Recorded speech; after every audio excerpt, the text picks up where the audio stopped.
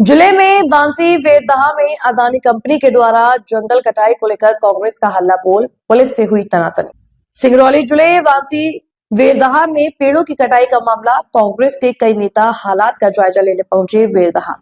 Police प्रशासन ने कांग्रेसियों पर छोड़े पानी का फव्वारा। जिले में अडानी कंपनी के द्वारा पेड़ों की बड़े पैमाने पर कटाई के मामले की जांच के लिए कांग्रेस पार्टी के वरिष्ठ नेताओं की एक तथ्य अन्वेषण समिति आज बुधवार निरीक्षण करने बांसी वेरदहा पहुंची।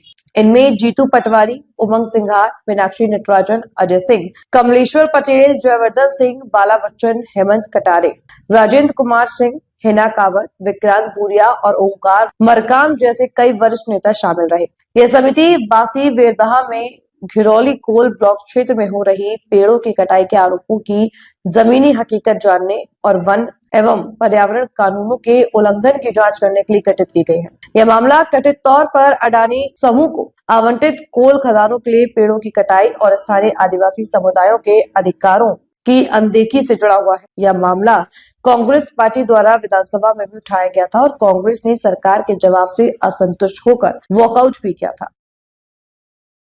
क्या हुआ है वहाँ पे? देखिए, मैं दूसरी तरफ से जो जंगल इस खदान की तरफ आ रहा था, कई लोग मशीनें लेके लकड़ी काटने की भाग रहे थे। मैंने उसके वीडियो भी बनाए हैं।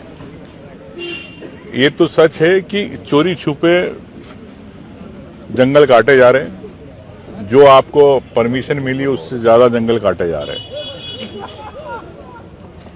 स्वाभाविक है कि नरेंद्र मोदी का हाथ है, अमित शाह का हाथ है अडानी पे। एक तरफ नरेंद्र मोदी बात करते हैं कि ऑक्सीजन के लिए दिल्ली में पेड़ लगाते हैं और यहाँ अडानी के से पेड़ कटवाते हैं। ये इनका न्याय है। और मैं समझता हूँ कि किसान, आदिवासी, अन्य समाज के लोग जो पीड़ित है वो परेशान हैं। मुआवजों को लेके गड़बड़ियां हैं और कई अवार्ड को लेके कई हमने घर भी देखे कि आदिवासियों की जमीनों पे घर बना दिए गए और अवार्ड के लिए उन आदिवासियों को पैसा मिला नहीं और दूसरे लोग पैसा खा गए। निश्चित तौर से हाथी कॉरिडोर को भी बदला गया इस परियोजना के अंदर।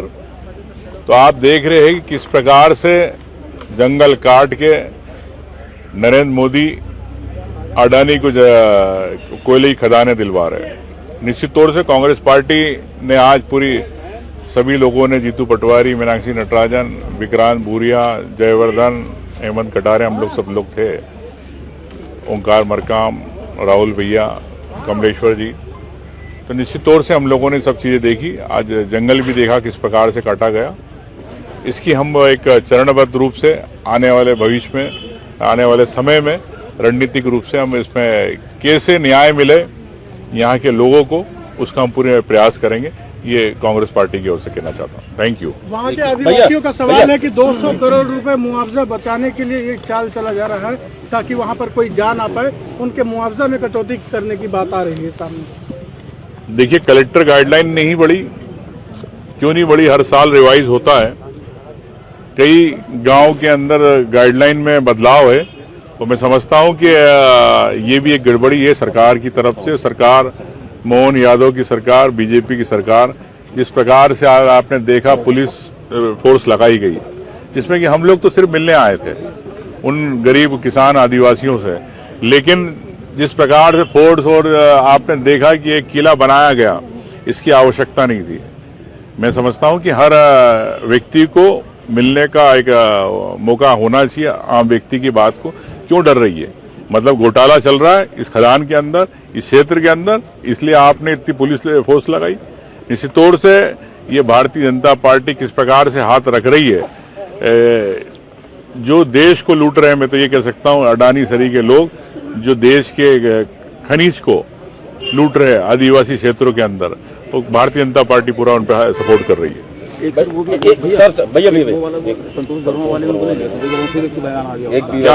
और अडानी देश में हमें जाने नहीं दिया जा रहा है। ये देश के अंदर, मध्य प्रदेश के अंदर 10,000 एकड़ का अडानी देश बन गया है। वहाँ वीजा लाएंगे तब जाएंगे। और नरेंद्र मोदी एक नया देश बनाकर अडानी जी को सौंप दिया। यहाँ आम नागरिक, देशभक्त नागरिक भारत का नागरिक नहीं घुस सकता, अभी लड़ाई वो है।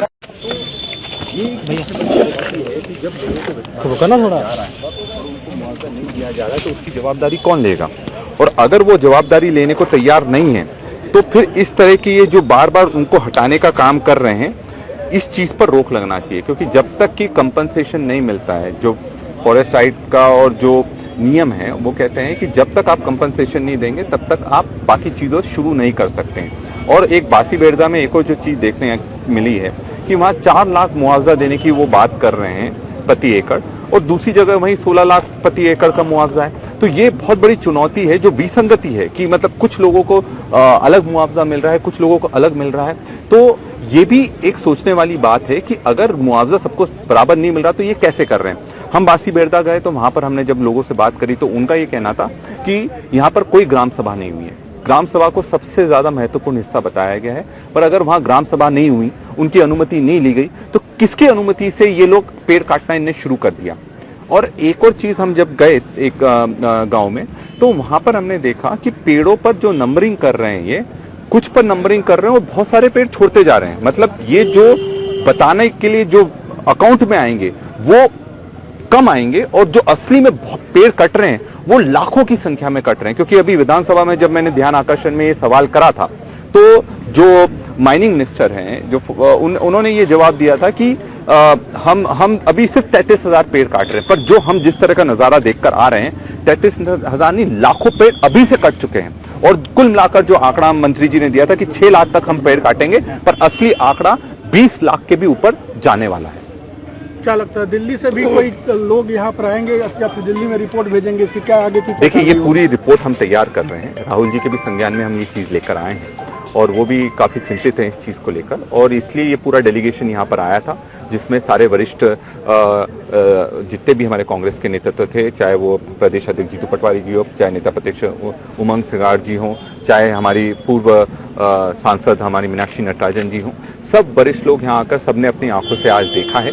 और आज हम खुद जंगल में भी गए थे, जब ये सब चल रहा था तो एक बार हम जंगल में भी गए, वहां पर हमने देखा कि पूरे घर के घर तोड़ दिए, पूरे के पूरे गांव खाली करना पड़ रहे हैं और उनको मुआवजा भी नहीं दे रहे हैं। वो भी हमने वीडियो बनाए, वो भी हम आपके साथ साझा करेंगे। ऐसा लगता है कि मुआवजे में घोटाला की जा रही है, क्योंकि एपीएमडीसी का इसके 10-8 वर्ष पूर्व में भी अधिग्रहण हुआ था, उसमें काफी अंतर आ रहा है। लोगों ने बताया कि काफी अंतर आ रहा है, मुआवजे में घोटाले की तैयारी है। इस चीज की वजह से लोगों को वहां अंदर जाने नहीं दिया जा रहा।